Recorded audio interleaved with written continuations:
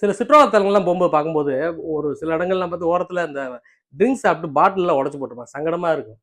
எதுக்கு இப்படி மத்தவங்க கால்லலாம் குத்திருமே அப்படின்ட்டு. எதுக்கு பிளாஸ்டிக் பாட்டில்ல ஒரு பெட் பாட்டில்லாம் ஏன் ஆல்கஹால சர்வ் பண்ணக்கூடாது அப்படின்னு ஒரு எண்ணம் வரும். ஆக்சுவலா உலகத்துல 95% ஆஃப் ஆல்கஹால வந்து பாட்டில்ல தான் கண்ணாடி பாட்டில்ல தான் அவங்க டிரான்ஸ்ஃபர் பண்றாங்க. காரணங்கள் இருக்கு. என்னன்னா, ஃபர்ஸ்ட் ஆஃப் ஆல் வந்து அது வந்து நான் ரியாக்டிவ். சிலிக்கன் டை ஆக்சைடு மண்ணு தான் அந்த பாட்டில். அதுல கொஞ்சம் சோடியம் ஆக்சைடு இருக்கும், கால்சியம் ஆக்சைடு இருக்கும். அப்சல்யூட்லி நான் ரியாக்டிவ். 100 வருஷம் 200 வருஷம்னாலும் பாட்டில்ல அது அப்படியே இருக்கும்.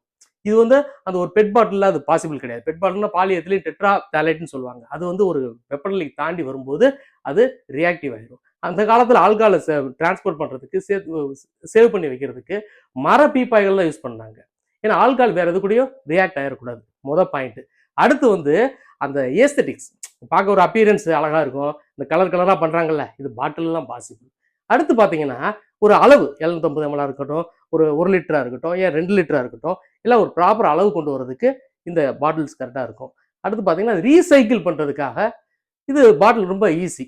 சிலிக்கன் ஆக்சைடு தானே, அதனால சிலிக்கன் டை ஆக்சைடு தானே, அதனால அது ஈஸியா இருக்கிறதுனால ஒரு ஒரு ஈஸியா டிரான்ஸ்போர்டேஷனுக்கு ஈஸி அக்சசிபிலிட்டிக்காக இந்த பாட்டில்ஸ் யூஸ் பண்றாங்க. ஒரே ஒரு விஷயம், இந்த மாதிரி உடங்கள் விடந்து உடைச்சு போடுறது, இந்த மாதிரி விஷயங்களை அரசாங்கம் கடுமையா நடவடிக்கை எடுத்து தண்டிக்கணும். மக்கள்லாம் அதனால சிரமப்படுறாங்க. இன்னும் பேசணும். வணக்கம், வாழ்க வளமுடன்.